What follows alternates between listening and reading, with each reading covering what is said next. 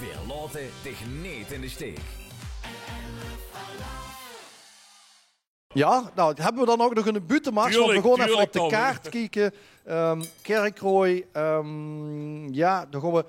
Tuurlijk. We komen uit in Voelender. Of eigenlijk in Kunder. En dan denk ik aan de drievoudig buitenkampioen uit Kunder Heersen. Door Huub Stassen.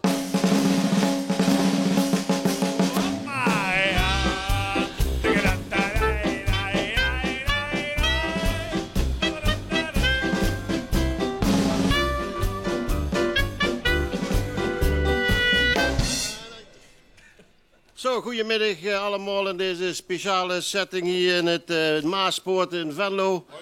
Hallo. Goeie. Het is schoon dat ik hier mag zijn. Ik ben op voorspraak van de directeur van L1 naartoe gekomen.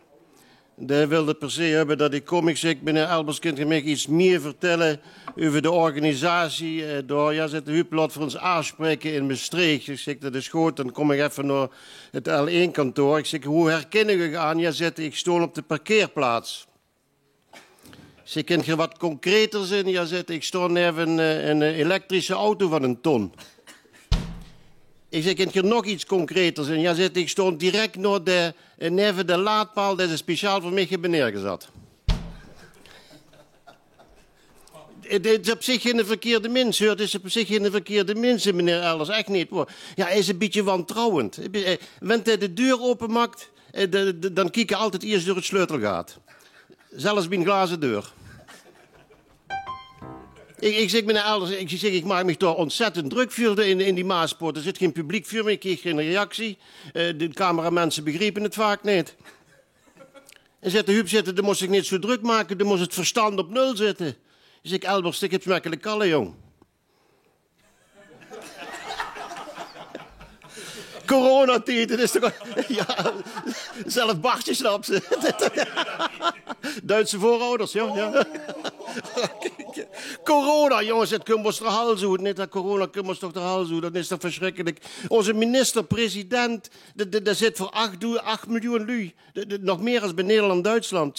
Zitten ons uit te leggen wie ze de heng moest wassen. Voor 8 miljoen lui. Er zit toch geen kinger. Veel Limburgers weten toch wie voor de heng moeten wassen. Dat doen we al jaren. De ene hand was de ander. Niet dan... En dan het probleem van de drank. Kijk, ik kom zelf keer in de horeca. Ik ga het eten. Ik kom in mijn stamcafeetje in de Welt. Het gaat allemaal niet door. Wat ga ze doen? Ga ze toes drinken? Het is zo wie bij gal en gal. Spreken ze me al aan bij de vuurnaam. Ja, het is zo wiet gekomen met me, met het drankmisbruik in de coronatijd. Ik heb van de gemeente Voerendaal het aanbod gekregen voor een eigen glasbak. Ja, het is ongelooflijk toch, hè? Ja. Ja, dit is met die containers ook allemaal. Het is verschrikkelijk in deze tijd met een drank. En, mijn vrouw zit ook, jong, die maakt zich zo'n zorgen om. Ik zeg, Huub, wenn het zo durg is met dat drinken, dan komt ze nog terecht bij de anonieme alcoholisten. Ik zeg, ik geloof dat ze beklopt is. Ik gewoon nog gaan drinken met lui, die gaan niet kennen. Het is de coronatijd, hè? De coronatijd, maar het is toch belangrijk dat we naar elkaar omkijken. Ja of nee? Ja, zeker. Ja of nee?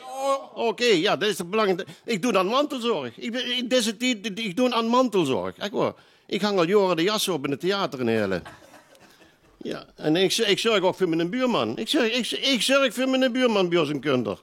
Echt waar, dat is 99 jaar. Nee, dat had al 8 dreigbrieven gehad van de Dela. 99 jaar, dan breng ik 's morgens om de boterhammen. Nee, vanmorgen ook weer bij ons in Kunder zitten mij poedelnaaks, met een grote dikke witte touw om de boek her. Ik zeg, buurman, wat is best aan doen? Ja, zet de Huub, ik zie het niet meer zitten. Ik ga me ophangen. Ik zeg, buurman, ophangen met een touw om de boek her. Die moest ze om de nak her doen. Ja, dat heb ik geprobeerd, maar ik kreeg gaar geen loef meer. En... Maar goed, ze hebben me niet gevraagd, althans de directie van L1, om grappen en moppen te vertellen. Maar ik heb me een aantal jaren geleden laten verleiden, samen met Ben Arkes, daar wil ik vernemen in, om een leesje te maken, zoals een butenredner allemaal metmaakt. En daar heb ik dat een beetje laten verwoorden. Dat is een prachtig liedje geworden. Daar heb ik toen 150.000 cd's van laten drukken. En daar zijn er nog van over. Ik heb dat op alle grote podia in Limburg al gezongen. Gronsveld, Azerooi, Shin op Geul. En evenmiddag op de boete gewoon, boete binnen, we weten het, dat wieks allemaal in Venlo. Geef gas.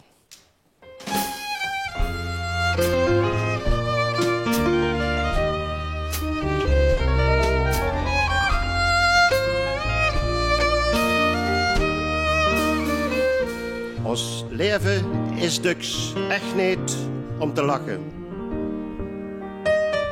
Toch zeg ik direct, het is zwiesten het bekiks. Maar als alleen denkt, jeder zijn eigen zaken. Dan heb je gelijk, maar dan wordt het driemaal niks.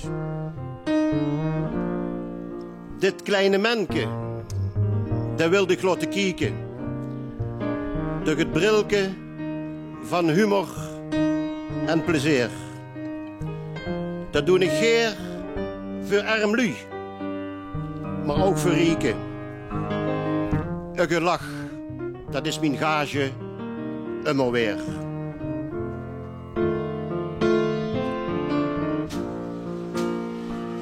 Nee, ik ben geen held.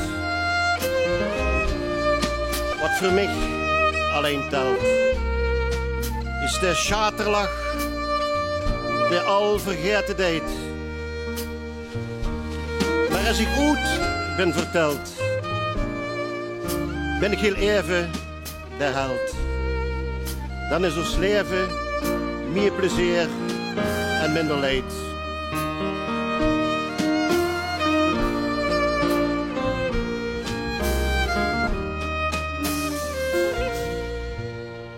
Om hier te staan, dat is echt niet om te lachen. Mijn knieën knikken en het zweet steekt in mijn schoen. Maar ik denk dan, kom Huub, ja. Jetzt musst du es wieder machen. Graab mich bijeen en speel voor de kloon. En jekere douche, een applaus en geschater. Geef mich de moed om weer terug te gaan. En roep hier toegabe, toegabe. Weer even later. Ben ik een held dat hier terug het mogen staan.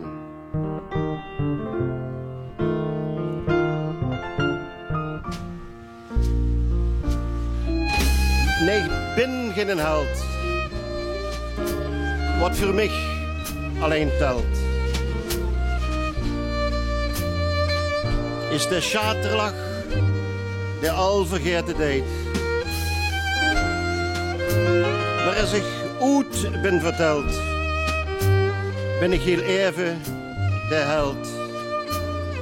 Dan is ons leven meer plezier en minder leed. Eén buut te maken, dat is echt niet om te lachen. Het kost dus maanden van praktiseren en van zweet. Maar als je hier 11 minuten met mijn verhaal kunt lachen, dan wordt het kleine manneke gewoon het verdeed. Hij staat daar zelfs nog het allermeest versteld van. Hij maakt een deugd van zijn eigen nood.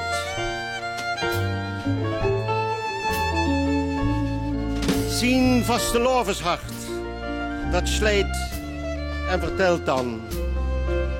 Zeg klein manneke, vandaag was de we groot.